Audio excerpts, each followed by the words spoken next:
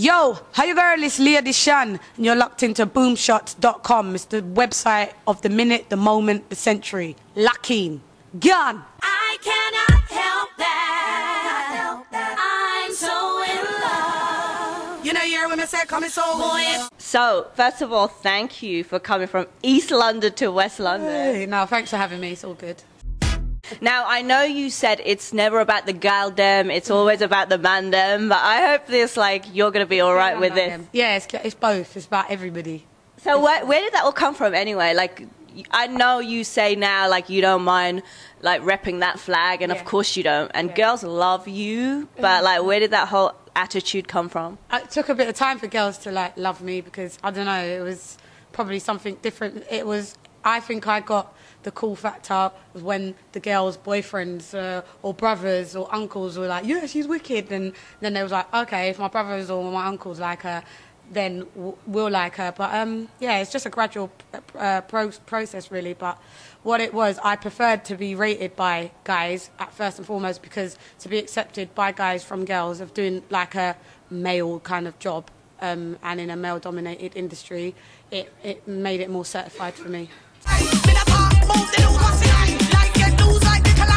Now, dancehall, like, is all about lyrics, and, you know, you hear everyone's like, you know, cartel, lyrical genius, and, like, everyone's like, Lady Chann, lyrical murderer. I don't know, I just think of stuff and just say it.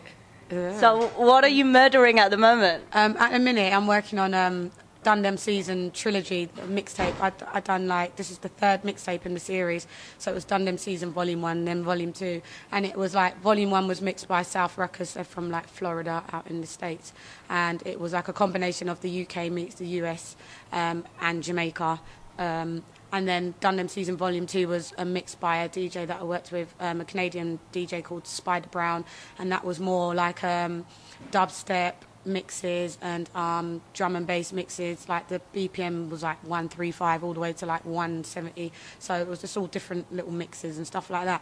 And then this one, the Trilogy, is going to be like a few more tracks mixed by the Heatwave, and it's going to be like, it's near enough 100% dancehall with a couple bits of R&B. So like we've got like the Bus Stop rhythm, the Lost Angel rhythm on there, you know. Yeah, so it's going to be dope. Dope? Yeah.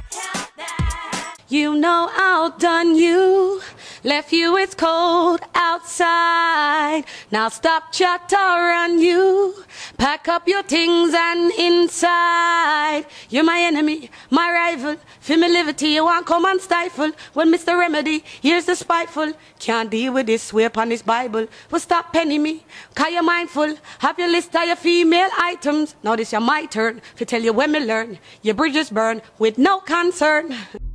Yeah, it's kind of just like what's going on the streets, on the roadsides, and we just bring it and put it on the mic and let everybody know like our thoughts, feelings, and what's happening.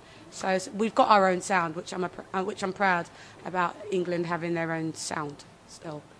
So would you say you're like, if you had to pick like one of the genres, like garage, grime, dubstep, which one do you like to play with more? I like writing songs. If it's not on dancehall, I like to write songs on garage because I like that kind of happy two-step vibe and that. And like I've worked with Sticky, and he was like one of the creators of that genre. So I sit well on garage, but I do like when I'm in an Aggie mood or if I'm doing like a live stage show, it would be good. It's good to fling in like a grime rhythm with like the sub lows and the heavy bass lines, and you just be like, "Yo, hold on, see me get the boss, so me must put it on." And just ride the rhythm, and then yeah, like that. So it just depends on my mood and my frame of mind. I think so because I've seen you like your live performances, and like I'm scared of you. Are you? I'm like crapping my pants. I'm like, she's gonna like spit at you from like over there. No, it's just a bit energetic, I think, when I get on the stage. A bit energetic. Yeah, because when I'm not on the stage, I'm just like this, yeah, so anyway. So I think I save all my energy for the stage, because I'm just, like, after I come off, I'm quite boring.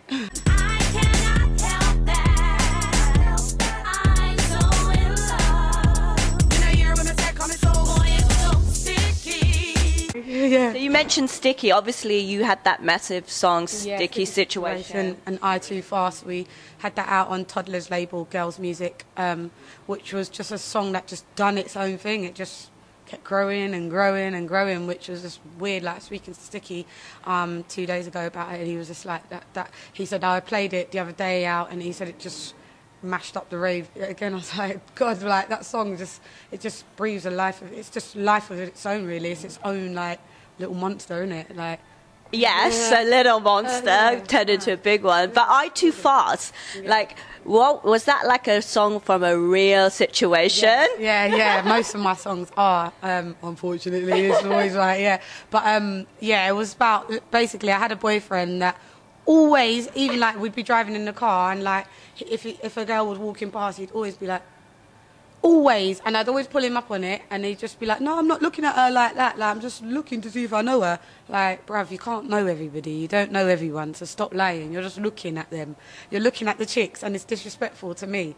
So I just wrote a song about it at the time, like, years later. I got rid of him anyway, so it was fun. But when you sing that song, that's like some pure aggression. You're like, your eyes too fast. Your eyes too fast, man. You shouldn't be looking at other chicks, not while I'm here. Do it when, or even do it discreet. He just wasn't discreet, so he gotta go. You gotta go. To the left. Yeah.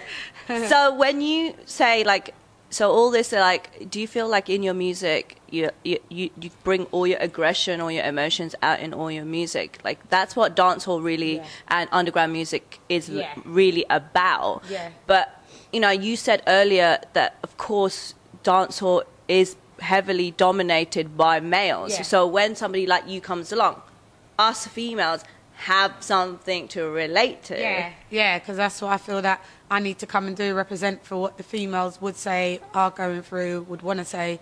And yeah, it's an aggressive form of music, but not aggressive like, when you say the word aggressive, it's not aggressive like in a violent way, but it's just all angles of aggression, like raw emotion. Yeah, it's just raw emotion, and it's quite a sexually dominated genre. It talks about a lot about sexual stuff, and it's just quite liberating to be a dancehall artist. You just say what you want. I do anyway.